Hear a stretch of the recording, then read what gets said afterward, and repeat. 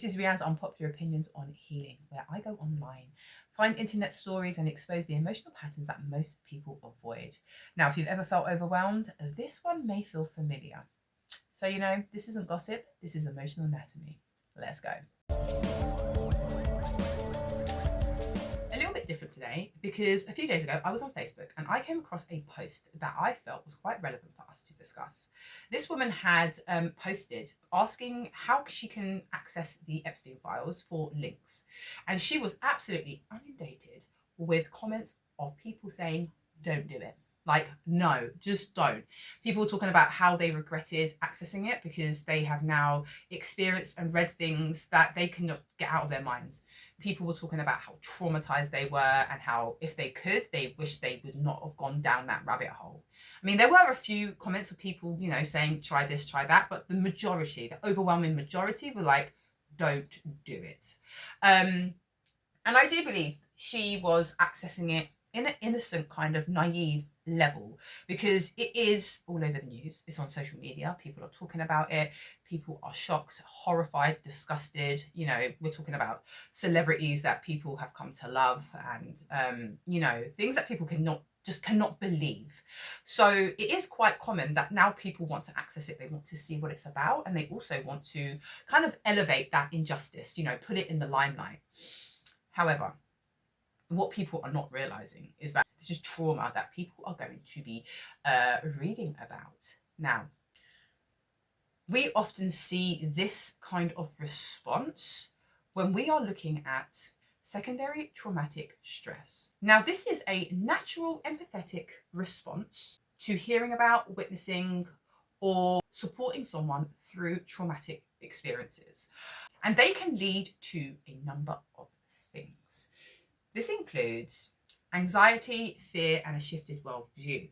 However, when we apply it to the Epstein Files, what we're hearing a lot of is people experiencing nightmares, feelings of contamination, intrusive thoughts, and emotional exhaustion, because the Epstein Files are completely graphic.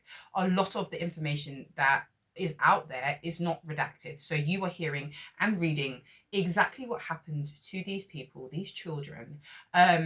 And that can be extremely triggering, especially for survivors of sexual abuse.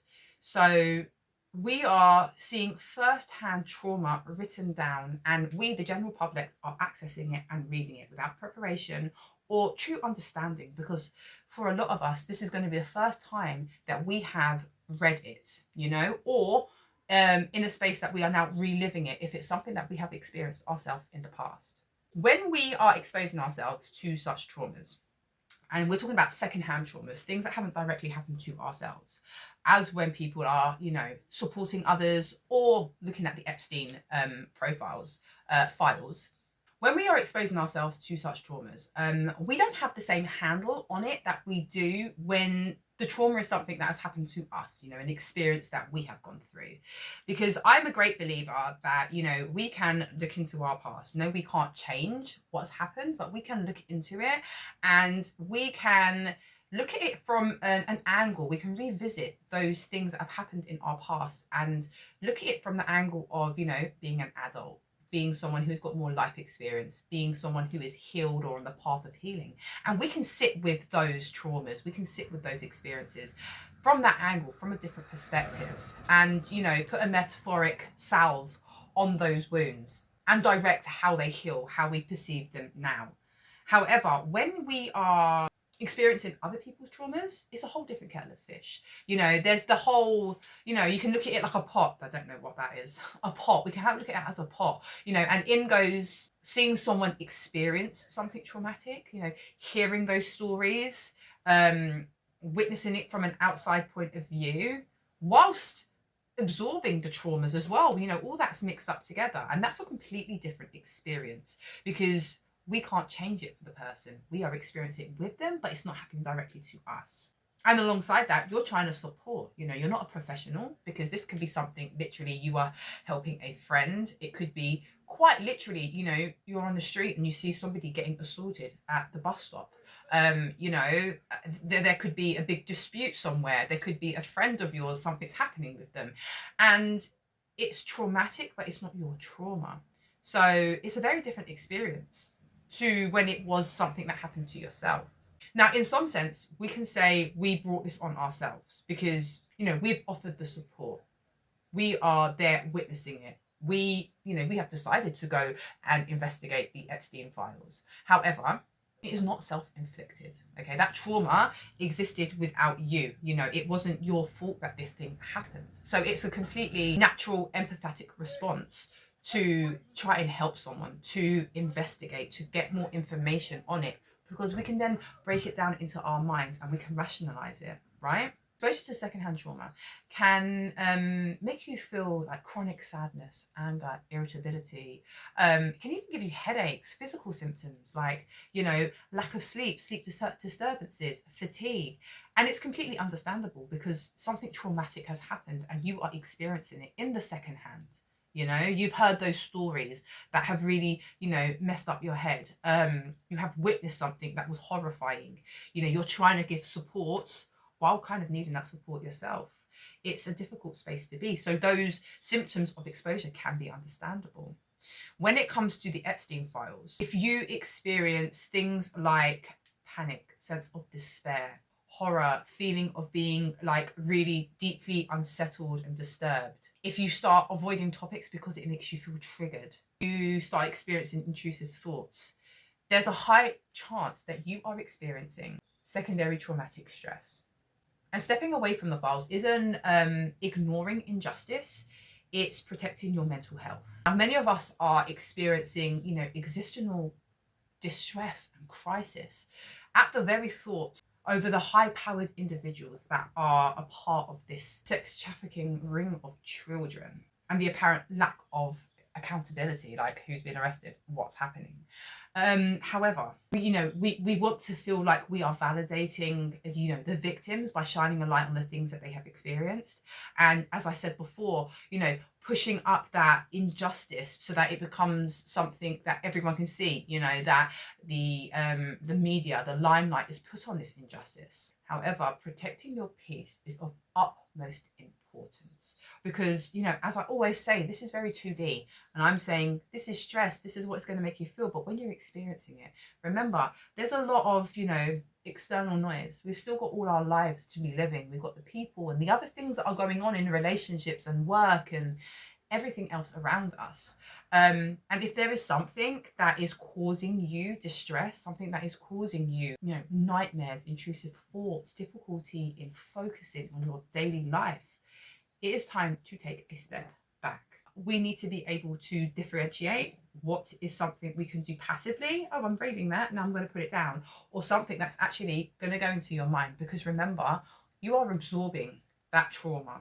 Yeah, if you look at it like that, like literally, we have got traumas in our bodies, yeah? Our body is holding onto memories of things that have happened in our pasts. And when we are watching things, like, you're looking at the Epstein files, the trauma of what happened to those children is quite literally coming out and it is going into us. And you are holding onto those as well. And you just don't need that. As with every emotional pattern, there is a loop. That loop that keeps going around like that is what keeps us in the spaces that we don't want to be. It keeps that pattern going on and on. Now, the loop that we are looking at today is the loop of secondary traumatic stress. It starts up here with the trigger, that initial trigger, that graphic information, that graphic story, that then goes down to the psychological and emotional response, which triggers your brain into that stress response. Then it goes up to the intrusive thoughts. That's where the nightmares occur, where those repetitive thoughts and that looping imagery in your head and those distressing imagery, that's where that comes to. Now, this kind of completes the vicious cycle. The help becomes more emotionally dysfunctional, become more detached, more isolated because of that previous step of them, that imagery and those thoughts and those ideas getting stuck in their head, going round and round. And that in turn makes you more susceptible to other trauma because you've already been affected by it so deeply beforehand. And you can see how that goes because then there's something else triggers. And if we're looking at the Epstein files, you've already gone through this cycle of things stuck in your head, and then you read something else and it starts it again because you're in a ball of stress. Now, I can see why a lot of us want to have a look into the Epstein files. I can understand that the atrocities, the injustice, you know, the lack of accountability, what I was saying before, you know, it's just so absolutely outrageous. It's outrageous. And I don't think that even hits the nail on the head when I'm saying, like, you know, the depth of what this is. But we need to enter, you need to enter the Epstein files or any kind of role that you actually have a choice in, because obviously not all secondhand trauma is something that you're going to step in willing to. Okay, but when we are stepping into these roles, you know, we need to do it with our eyes wide open, because we've grown up in a society that downplays trauma. Okay, look at any film, you know, and you've got all these like blood fighting, people getting hurt, and then they're okay, aren't they? Like, you see these big Hollywood films and, you know, women getting abused and people doing, you know, awful things to each other, and then they just wipe the blood off and they just go, I'm fine now. And they keep moving. And I know it sounds silly, but when you've grown up with that imagery and that message that, you know, just get over it, it's not a big deal, it's not a big thing, we then enter things like the Epstein files with that ideology that we don't have that true deep understanding of what we're about to experience, if it's not something we've ever experienced ourselves before. And if we have, then it can be extremely triggering, as I said in the past. We need to be aware of the signs. You know, you need to be prepared if you are going to enter a space like the Epstein files. You need to be prepared and know when you need to actually go, I've had enough. What are those warning signs? Where is this taking me emotionally, mentally? Is this something that I need to continue? And what are you going to do when you get to that space of, you know, distress, when you are waking up at night, when you can't get that imagery out of your mind? What are you going to do?